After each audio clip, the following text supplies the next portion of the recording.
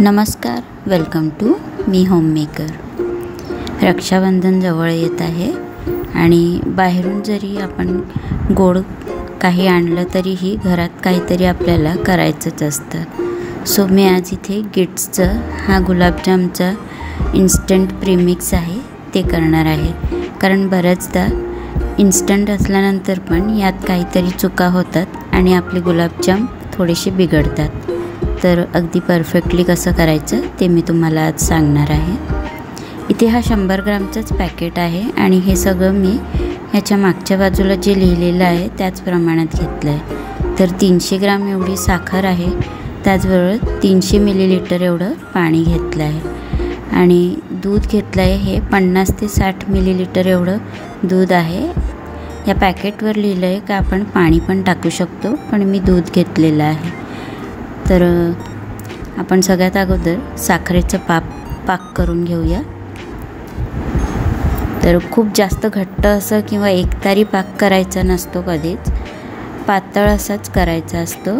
आणि जर का तुम्ही हा प्रीमिक्स घेऊन नसेल पण करत, पण साखरेचा पाक हा नेहमी समप्रमाणातच घ्यावा, म्हणजे जेवढी साखर असते तेवढंच आपण पाणी पण घ्यायचं आहे। सो हा साखरेचा पाक आपण पातळच ठेवायचा आहे, कारण घट्ट झाल्यानंतर गुलाबजाम यात व्यवस्थित मुरत नाही आणि म्हणूनच आपले गुलाबजाम आतमधून थोडेसे पांढरेच दिसतात। म्हणजे मध्ये जो पांढरा गोळा असतो तो साखरेचा पाक जर का आपला घट्ट असेल त्यामुळेच होतं।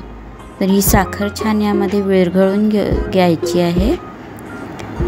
पूर्ण विरघळली का त्यानंतर हे 5 मिनिटांकरता आपण उकळू द्यायचं आहे। तर हे थोडंसं हाताने ढवळून घेतलं का लवकर होतं ते, म्हणजे साखर पटकन विरघळते।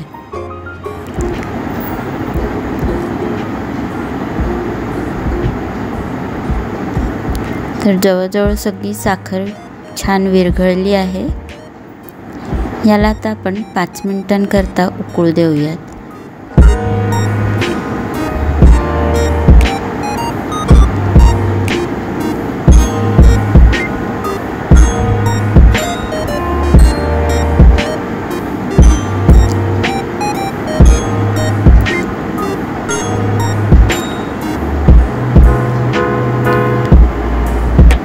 यात आता थोडीशी वेलचीची पावडर टाकूयात, किंवा थोडीशी जाड असली वेलची तरीही छान वाटते।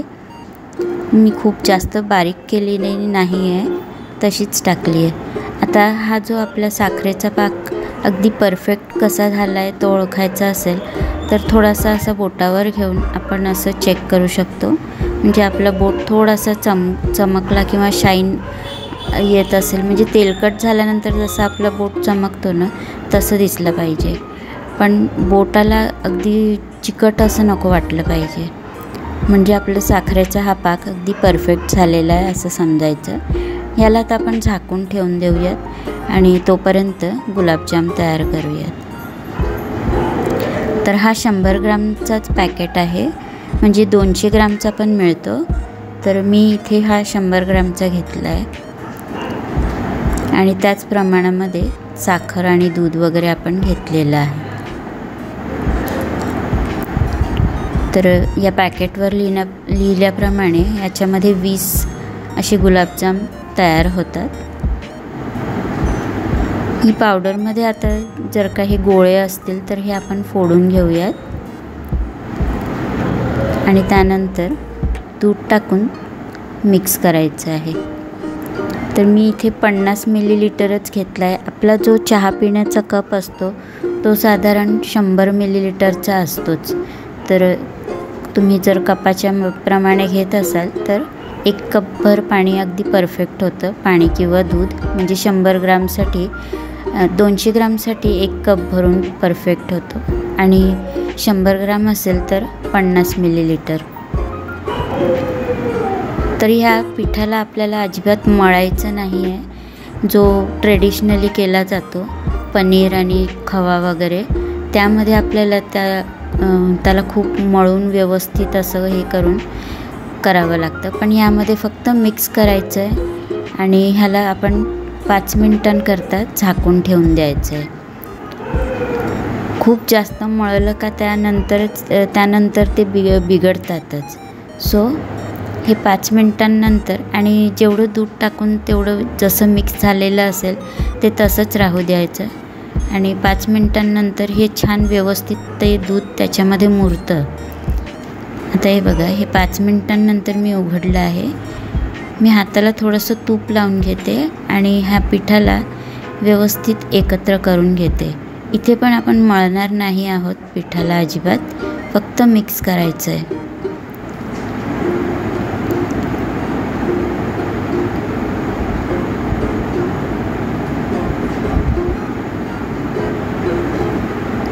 तर अगदी छान व्यवस्थित हे एकत्र झालेलं आहे. आता आपण ह्याचे गोळे करून घेऊयात. तुम्हाला जर अगदी परफेक्ट एकसारखे गोळे हवे असतील तर हे जे मेजरिंग स्पून असतात त्याच्याने करायचं. म्हणजे थोडंसं भरून घ्यायचं आणि जे जास्तीचं असेल ते काढून टाकायचं साईडला आणि त्यानंतर जेवढं आहे तेवढ्या ह्याच्यामध्येच आपण सगळे गुलाबजाम करून घ्यायचे. म्हणजे एकसारखे पण होतात आणि आपल्याला अंदाज पण बरोबर येतो.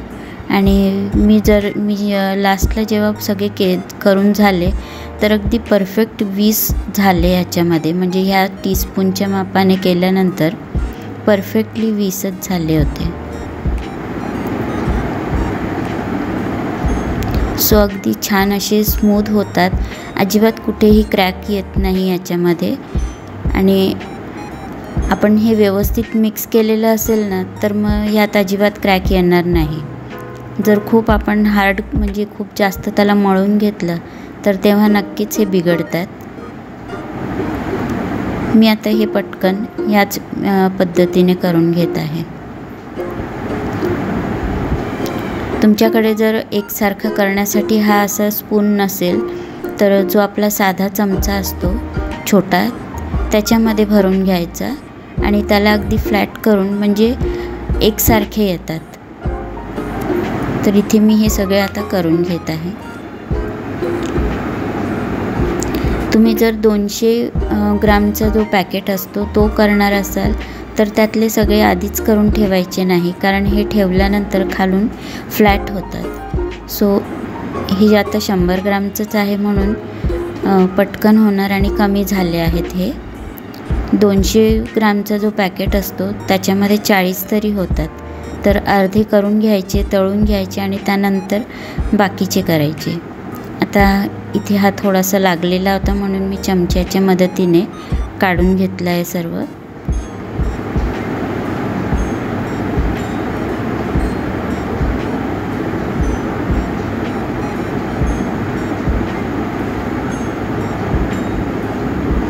तुपाचा हात थोडासा लावला का अगदी व्यवस्थित होतात हे आणि हाताला पण अजिबात चिकटत नाही. तर इथे सगळे झाले आहेत. आता आपण तळायला घेऊयात. तर तेलाला पण आपण खूप जास्त गरम करायचं नाही आणि शक्यतो थोडासा फ्लॅट पॅन असेल तर त्यामध्येच तळायला घ्यायचं, कारण खोलगट असेल तर मग सगळे गुलाबजाम एकाच ठिकाणी गोळा होतात. तर इथे मी छोटासा गोळा टाकून बघितला आहे. अगदी थोडेसे बुडबुडे यायला पाहिजे म्हणजेच. आणि सगळे आपण गुलाबजाम हे अगदी स्लो फ्लेमवरच तळून घ्यायचे आणि टाकल्या आपण तेलाला थोडंसं हलवत राहायचं, म्हणजे मग ते खाली चिकटणार नाही आणि एकाच ठिकाणावरून काळे किंवा खूप जास्त लाल होत नाही हे. तर ह्या काही छोट्या छोट्या गोष्टी आहेत ज्याच्यामुळे इन्स्टंट असलं तरी अगदी परफेक्ट होतात.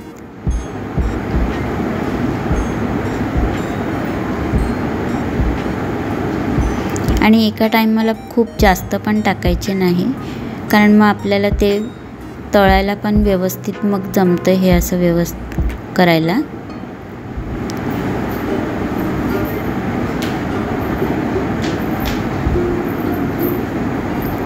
अगदी मंद आचेवर तळल्यानंतरच पूर्ण आतपर्यंत छान तळले जातात हे.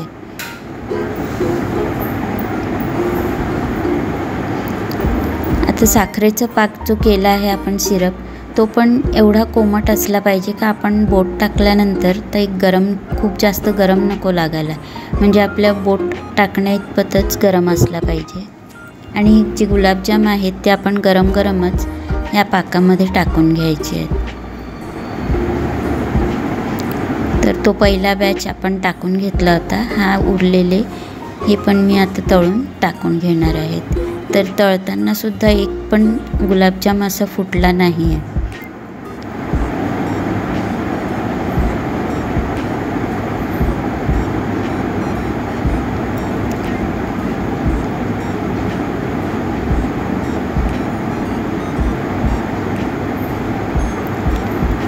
शुगर सिरप पण आपण एखादा फ्लॅट असेल, थोडासा पॅन असेल त्यातच, म्हणजे पसरट अशा भांड्यातच हे गुलाबजाम टाकायचे, म्हणजे एकावर एक आले तर ते दाबले जात नाही. आणि त्यांना पसरट ह्याच्यावर असेल, पसरट भांड्यामध्ये आपण टाकलो तर ते व्यवस्थित मुरतात.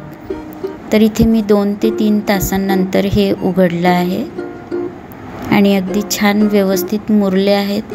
आणि पाकामध्ये टाकल्यानंतर पण एकसुद्धा गुलाबजाम असं फुटला नाही किंवा कुठूनही क्रॅक गेलेला नाही आहे. सर्व करून घेऊयात आता.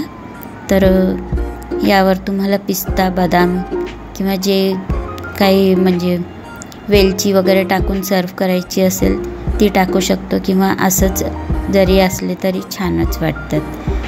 तर तुम्हाला आजची व्हिडिओ कशी वाटली ती नक्की सांगा आणि याच पद्धतीने एक वेळा करून बघा.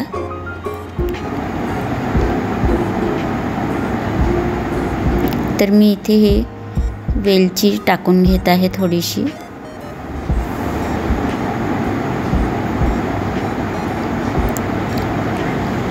आणि त्याला कलर यावं म्हणून ती वेलचीची थोडीशी 1-2 सालं होती ती टाकली आहे. तर इथे तोडून बघत आहे तर अगदी छान व्यवस्थित मऊ पण झाले आहेत आणि आतून पण पूर्णपणे व्यवस्थित असं सोक झालेलं आहे.